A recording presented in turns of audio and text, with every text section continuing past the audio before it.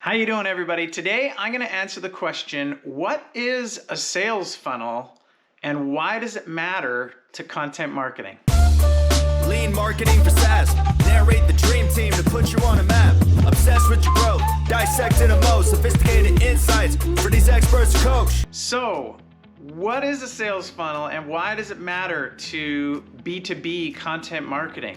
Well, a sales funnel is the process that your prospects follow from never having heard of you to when they become your customer. It's often called the customer journey, and it can be mapped to 3 phases.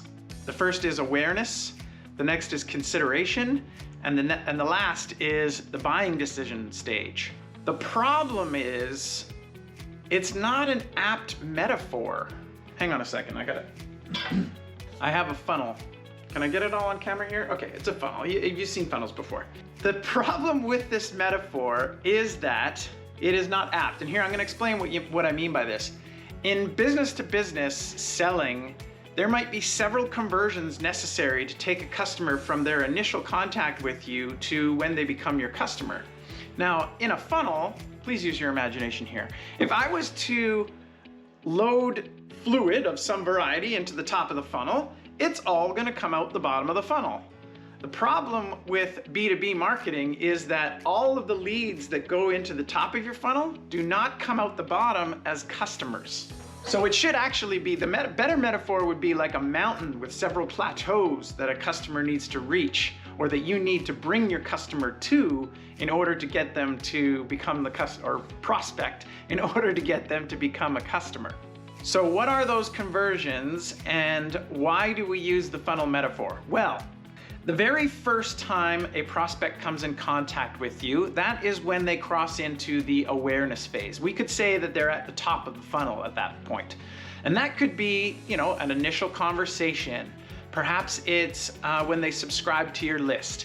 It's first contact, and at that point, they are not ready to buy. First, they need to consider whether they want to buy and whether they want to buy from you. So they move to the consideration stage.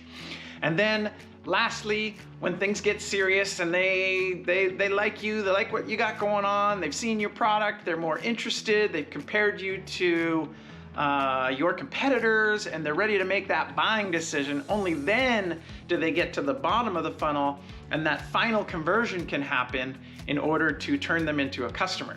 So, as I said, could be several conversions involved there. It's getting in the initial conversation. Maybe it's getting a sales call or a software demo that you need to get them to attend. And then lastly, it's doing all of the things necessary in order to close a sale and to get the money and to actually call them a customer.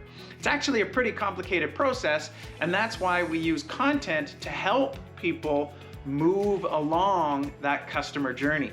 The issue here is that there is attrition at each one of those stages. So like I said, not all of the leads that go into the top of the funnel come out as customers. There's considerable drop-off. You might have tons of people subscribing to your list, but only a fraction of those go on to request a software demo or a sales meeting with you. So we've got attrition there. There's a conversion rate from people who go in the top of the funnel to people who get to that middle of the funnel stage. And then of those sales demos or sales calls or what have you, only a fraction of those will actually end up becoming your customer. So once again, we've got attrition there as well. And they need convincing. We need to be able to build trust with them. We need to assure them that we are the right choice in order to move them from one stage of the funnel to the next. And that is why not all content is created equal. Some content is designed to generate awareness, to get people's attention. That could be a webinar, or it could be your ebook, or it could be your clever blog post. But that is top of funnel awareness content that is designed just to get a reaction, or just to start a conversation, or just to get them to convert to your list, or whatever your initial conversion is. And then you have middle of funnel content. That's where you can actually start talking about your product a little bit and the features of the product and the way it solves your specific problems that your prospects experience.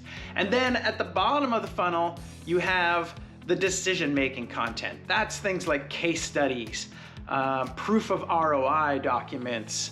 It's also when you consider all of the other parties at play that are involved in that decision-making process. Is the person who initially became your lead the actual decision maker? Do they need executive sponsor to sign off on something? Do they need to show this to their entire department?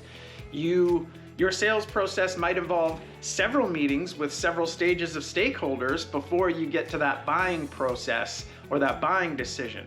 And so, while it is not a terrific metaphor, because not everybody that goes in the top comes out the bottom, you do have to think about those 3 funnel stages and the ways that your content satisfies the needs of those prospects at the various stages of the funnel. If you start talking about product too early, you're gonna lose them. If you start talking buying decision, hard selling right away, we know how that goes, right? And so thinking about the funnel and creating content for each stage of the funnel is the essence of quality content marketing. Are you with me on that? All right, thank you very much for watching. I hope you're getting value from these videos. If you are, as always, I ask only that you click something. Click like, click subscribe, click follow, wherever you happen to be. Click something, give me a comment, tell me that you like these and you want to see another one next week. And in the meantime, thank you for watching and I'll catch you on the next one.